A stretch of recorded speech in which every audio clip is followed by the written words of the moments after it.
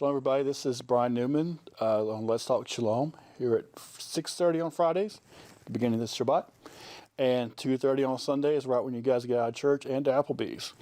So if you want to check us out, and letstalkshalom.com is the TV show website. I have some links. I'll have guest information, like if you guys want to contact Michelle here or any other guests we have, and we'll have some videos, some old shows up soon, and my podcast is on there, and a link to some life coaching and books and all kinds of things are on there.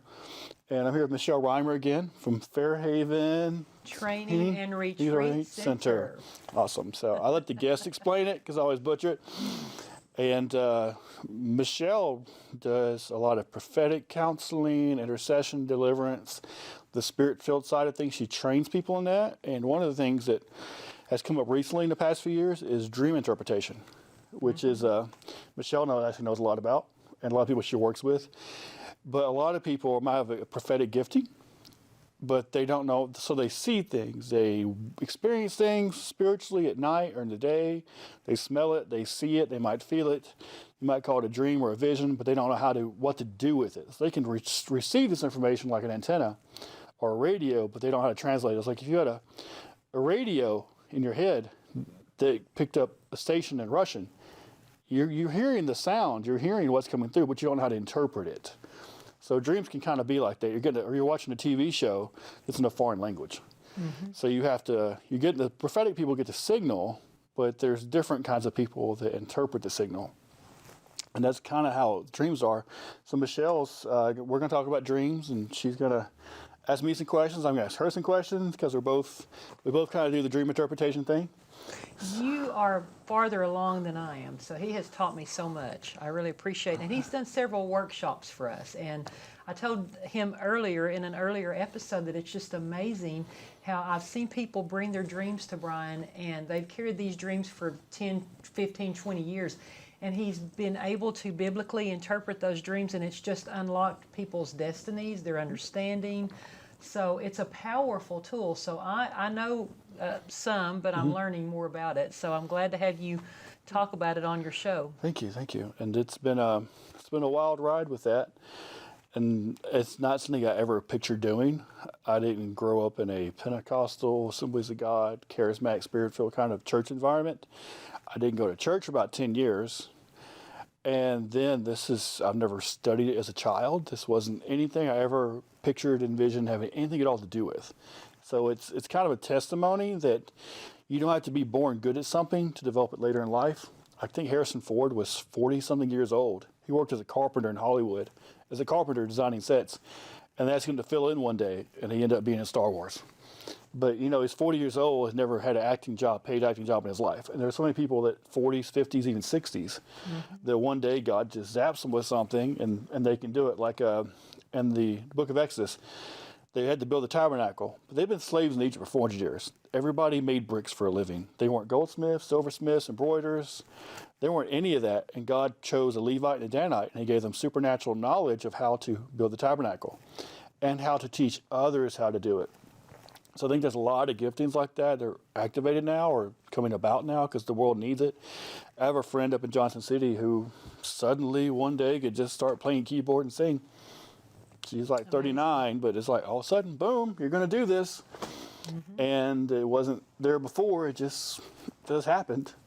So it's a good example of all the things that are going on in people's life, different giftings. So if you're feeling a nudge to explore something, I say go for it. Oh, yeah. Did you always interpret, or was you always a dreamer, or did this happen to you later in life when you started having prophetic stuff? Yeah, and that's part of my testimony that I really am grateful for, because I believe there's a whole group of people out there that just don't come from fifth-generation ministers or pastors, and you didn't always hear God, and you didn't always dream dreams as a child, and it just kind of came to you later in life. Or maybe you got saved at a later age, or maybe you got saved young, but you just really didn't grow as a Christian until you were older. And so I just want to give people hope that it's never too late, whether it's hearing God, having dreams and understanding what they mean, or seeing visions, just whatever. It's never too late. There's always hope. Because I always thought, like, you're born Samuel or you're not. You're talking to God when you're 5, or it's just never going to happen for you. Yeah, and that's not true, because you read the Word, you see the whole gamut. You see the Samuels that, man, they just hear God from a very early age. And then you see people that just... Amos. Amos, yeah. Collecting figs and plowing the field, and you're a prophet. Yeah. Go tell the king, knock it off. Yeah. I mean, I just love that. I love how God just gives his gifts liberally, just to whoever.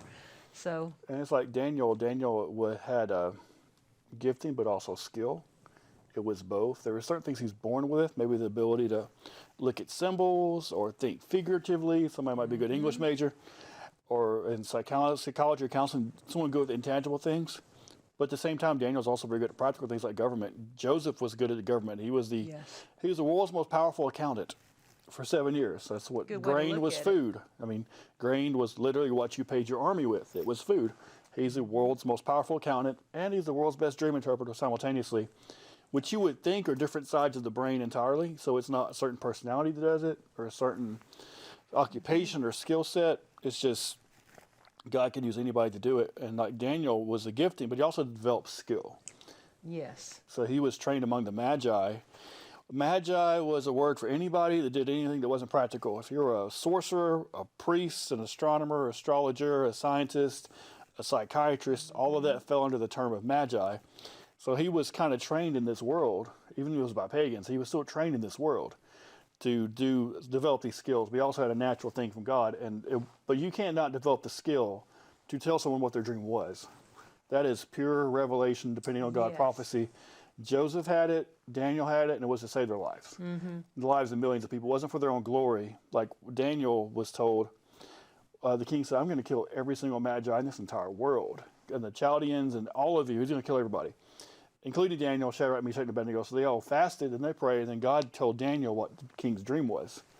And then Daniel saved the lives of everybody, the New Age guys, the gurus, the yogis. He saved everybody's life through what God gave him. But even Daniel was like, I'm really good at this, but there's a supernatural level that's required at a certain point, and that can only come from God. Yeah. And you get them somewhere else, you're going to mess somebody's life up. Not even know it. True. Or you're going to invite stuff into their life, but at the very least, you're just giving them a wrong interpretation. They're going to function on bad information. It's like putting diesel in a Ford. It's like putting diesel in your Chevy Cavalier. It's not going to get it very far. You think you're okay for a little bit, but you're running on the wrong fuel. It's just going to blow up soon. And I love what you said about talent or anointing coupled with skill. And if I played baseball, I would be a sorry baseball player if I didn't get out there and practice, and in Christian circles, we have to make it okay to actually practice and study to show ourselves approved, and then apply what we've learned.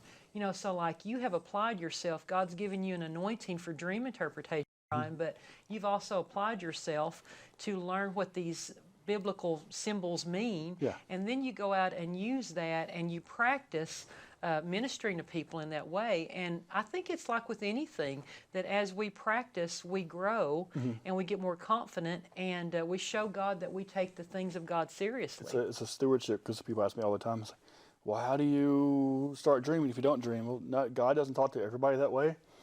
I think God talks to a lot of us in our dreams because we're really stubborn, and you can't argue in your sleep. True. And if you might give someone a vision, they're awake. And if they're a submissive person, they say, oh, okay, God, I'll do that. If they show me a vision, I'm like, I don't know about all that. But he shows it to me to dream, I can argue with him. So it doesn't make you more spiritual to have a dream. Sometimes it might make you even less spiritual. He gives you a dream because he has to give you into a state that you can't argue. But it's a symbolic language, and it's mostly the scriptures. So the more you read scripture and study it, the more you'll see, okay, this is a constantly repeating theme where this symbol means this over and over and over. So you have a dream about it, oh, that's what that symbol means. And then as far as stewarding, it's like the parable of the talents. The guy who buried it because he was afraid of it. He was afraid of God. So he didn't want to do anything because he was terrified he's going to make a mistake and he's going to get killed or beaten or whatnot. So he just buried it. Well, if that dream wasn't from God, then I'm in a world of trouble. So I'm just going to pretend it never happened. But if you take what you're given and you show him you like to have more of it, you like to do something with it, you take it seriously, then he'll start to give you more. Like you have a notebook by your bed, and just if you wake up, just give it a title. Yep. You don't have to write down the whole dream. Probably remember half the dream, because 90% of your dreams are still just soul dreams. They're just your brain doing things. Or maybe you picked up on something spiritual world, but it's not an instruction. It's not God telling you to do something. It's just you had this weird dream.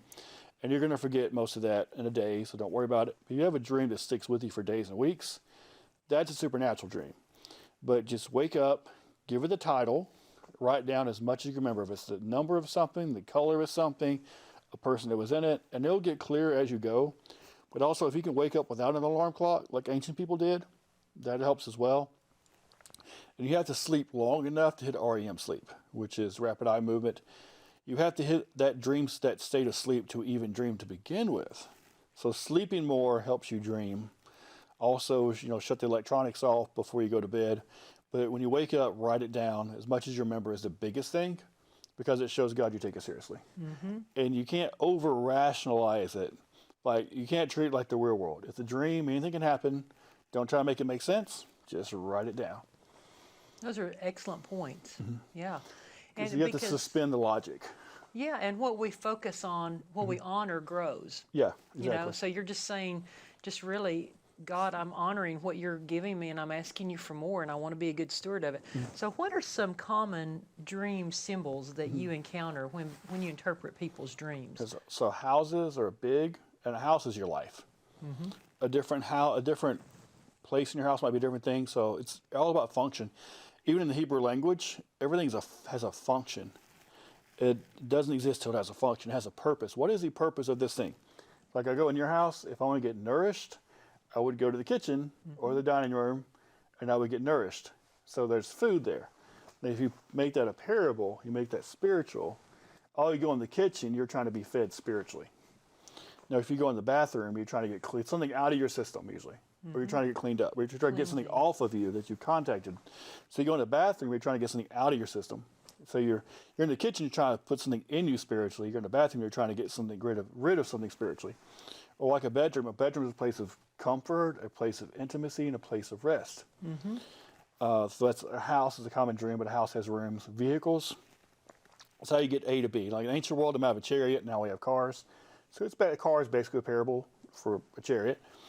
So a small car, there's like you and 3 people. So you have a little bit of influence your family.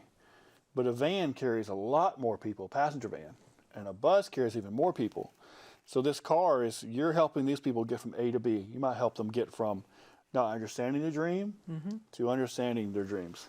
So if I have a dream about, I just started interpreting last month, and I have a dream about me in a little Kia Forte, and I've got 3 people in it, I'm not influencing a lot of people. Yeah. So I have a car wreck, well, that's bad, but it's only hurting 3 or 4 people. But it's 5 years later. I'm driving a bus, 30 people in it. Responsibility. Have a wreck. It's hurting a lot of people.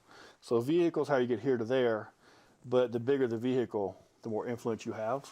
Who's driving the vehicle? John Paul Jackson is a guy I learned a lot about dream interpretation from. He has Streams Ministries. They actually had a class on dream interpretation a while back, so I got my little certificate from them. Proof I took the course. So I got a certification, I took the course. And a common dream was actually a dog driving your car, or a dog in your car, because a dog is usually one of your friends. And they're driving your car, they're having influence over your life. If someone else is driving your car, this person's influencing you. That's interesting. It's like you're in the back seat, you've given this person full control, then they wreck it. It's like you're saying this person has too much influence. They're going to cause damage to you if you don't get in the front seat again. And sometimes colors are really vivid. Like the color blue everything's got a dual meaning. Like blue is connection. So if you connect with God, that's revelation or prophecy. But if you're just connecting with your soul, that's usually depression. So if you have a dream, you're wearing a dark blue shirt, usually you're depressed. You're connecting with your soul, your issues, your problems, your worldly stuff. But if you're wearing it. But if you're connecting with God, it's usually a brighter blue, and you can also wear that too. So clothing's a big thing. You put a jacket on, that's a mantle, something you're called to do. Yeah. So if you put on like a blue cape or a cloak or a jacket, you're probably called to walk in something prophetic. Maybe it's a yellow one. Yellow is kind of like your mind, your consciousness. You're carrying something more of a teaching calling. Or there's a symbol on it. And also babies are a thing. Men having dreams about being pregnant, women having dreams about being pregnant. I'm going to make it very literal. People panic. But you're giving birth to something. Yeah. Like if you're barely pregnant, it's a long way off. If you're really pregnant, it's almost there. Or if you have a child in the dream you don't have in real life. If you have a child that's 3 years old and that child's kidnapped in the dream, unfortunately, then unless you're like a prophet, the dream is probably about you personally, and you had something you were responsible for 3 years now, and someone just took it from you, or someone's trying to take it from you. Because the child is perfect. And usually the age of the child is how long the situation's been going on. So those are really common themes. You know, I had a crazy dream once where I was in a restaurant and I went to the bathroom and there were all these babies, these little newborn babies on the counters, and no one in the restaurant except me was taking care of these babies. And I'm like, they're not even my babies, and I'm taking care of all these babies. And so I know what that means, but maybe someone viewing your show might have a dream similar to that. And that's like definitely your calling too. It's like you're in a restaurant. What do you do at a restaurant? You go to get fed. So often represents a church where you go to get fed. Probably, you know, it's like a teaching church usually. You go get fed something, you know, it's experience, or you go to experience something at a restaurant. Yeah. So you're going to this certain kind of church. You go in the bathrooms where you get to go cleaned up, or might where you take a child to get cleaned up. Like a new believer, they've got all kinds of problems they haven't dealt with yet because they're a new believer. Baby Christians. Yeah, salvation, sanctification, glorification. Yeah. These are all baby Christians, and no one's taking care of these baby Christians. Oh well, you're kind of dirty. You got some issues. We're just gonna drop you off in here, and hope one day you come back mature, fully grown, and clean. We're not gonna help you with that. We're just gonna tell you to go fix that somewhere else and come back next week, which is generally the model of a lot of churches. But you're called to go help those people that are spiritually mature. They get cleaned up, to feed them, to clothe them, maybe to get them ready to go back out. But you're like shocked because it's like no one's here to take care of them. Yeah, I was living in that dream. I'm just like shouting at people. Yeah, and your calling is also what animates you the most. The problem you notice, you notice this problem and no one else does. It's probably the problem you're called to fix. This is what we call a calling dream. There's different types of dreams. So it's a calling dream. Oh, that's good. That's a problem I want you to fix. So did you have a... Keep on those calling dreams. I mean, they're just, what are the different, I'm trying to keep up with time. So there's like a word of knowledge dream. I've heard that Handel's Messiah, the song, he was given that in a dream. The theory of relativity was given to Einstein in a dream. That's amazing. Helped keep, the Japanese, the Nazis, or the empirical Japanese and the Nazi regime from taking over the entire world. It's because Einstein had this dream for the theory of relativity, which of course helped develop the atomic bomb. Google was supposed to be a series of 12 dreams. The sewing machine, the cotton gin, a lot of the major discoveries in history, the inventor's like, no, I had a dream about that. It took me 3 months to write it down and figure out what it meant. But it was a download in a dream. It's like in the Matrix. It's amazing. He lays in the chair, goes to sleep, they plug the thing in the back of his head, and he can fly He can fly a Apache helicopter. There's like a word of knowledge kind of dream. There's warning dreams, which are something, it's like in the military, you have military intelligence, which is the job of military intelligence is to tell you what the enemy wants to do to you. So you can stop it. It's not to scare you. It's not to punish you. It's to make sure you know what the enemy plans so you can take action against it and you can protect yourself.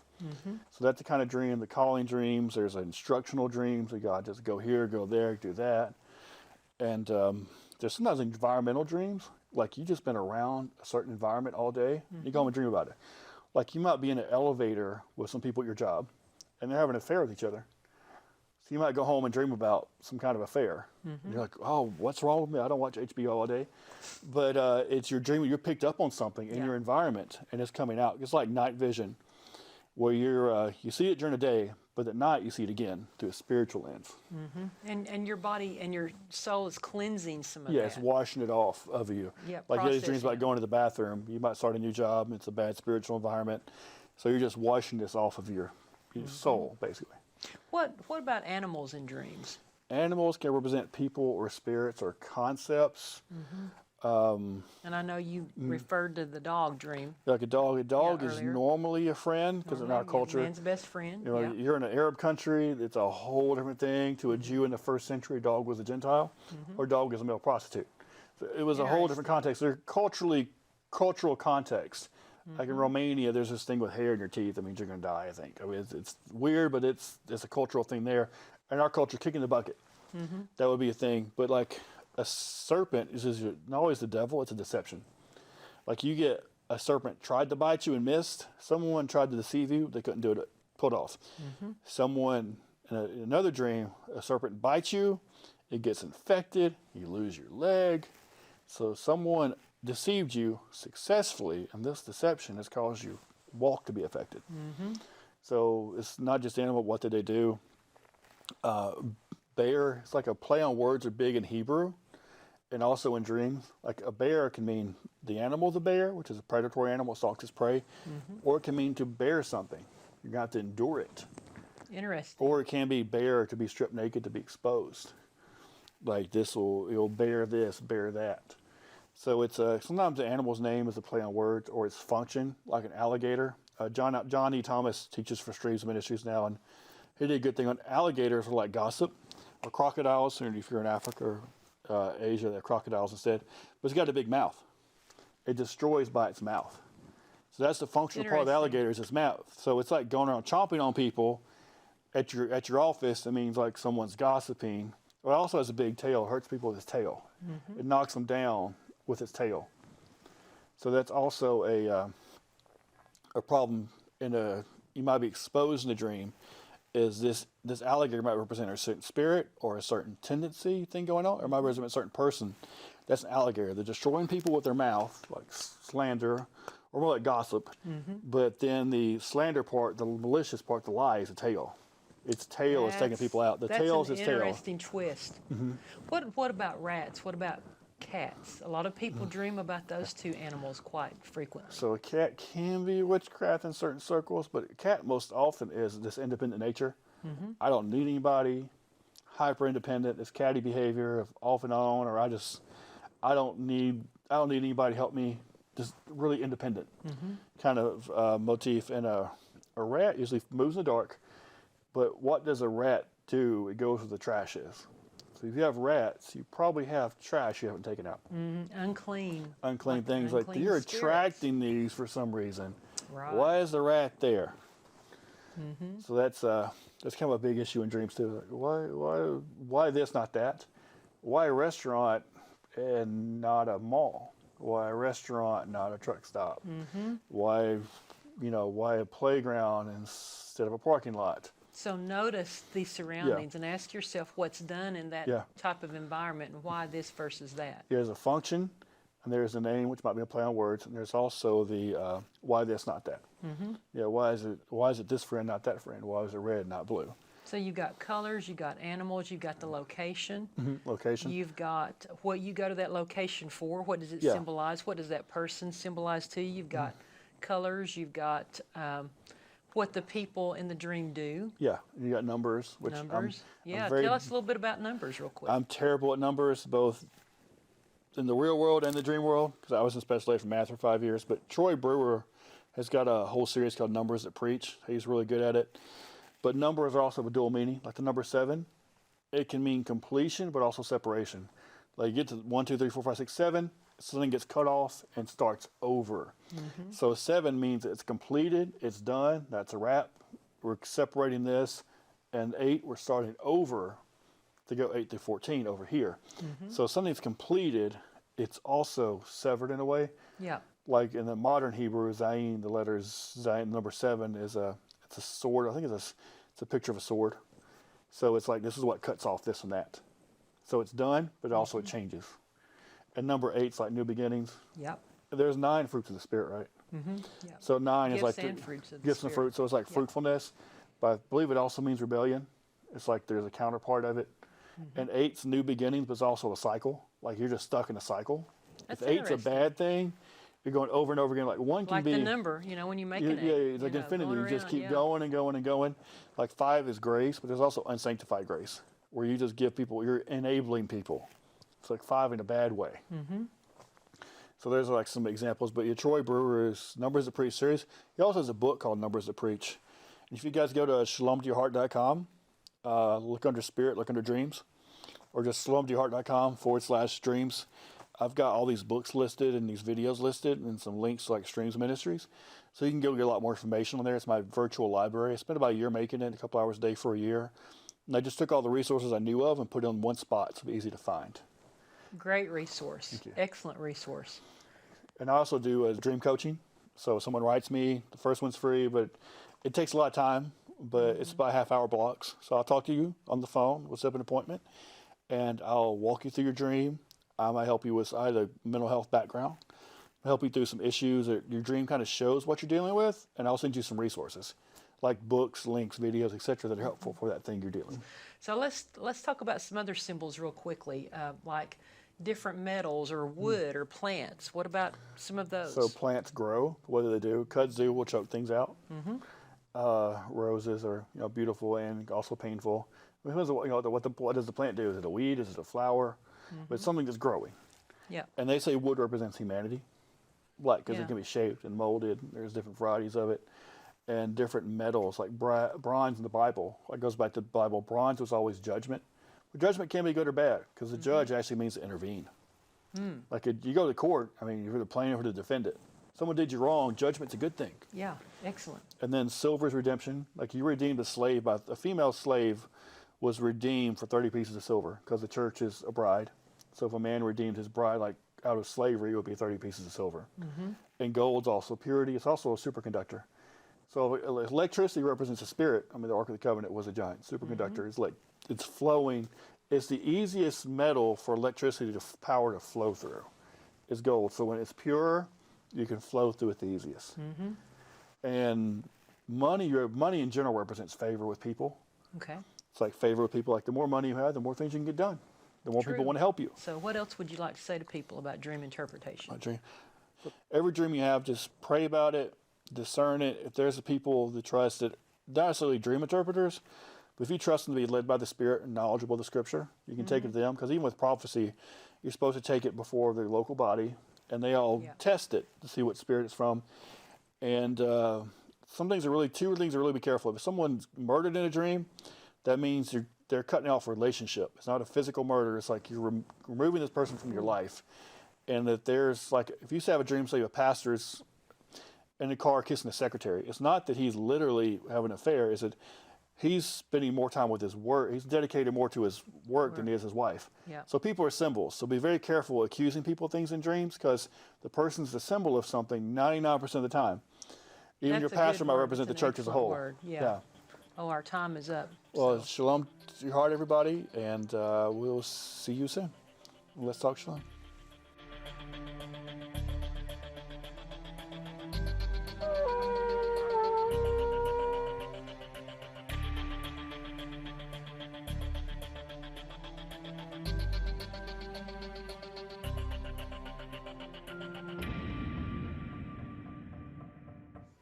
Shalom, everybody. This is Brian Newman. I'm the host of Let's Talk Shalom. We're here at WCTN twice a week, right after Discovering the Jewish Jesus. And I'm here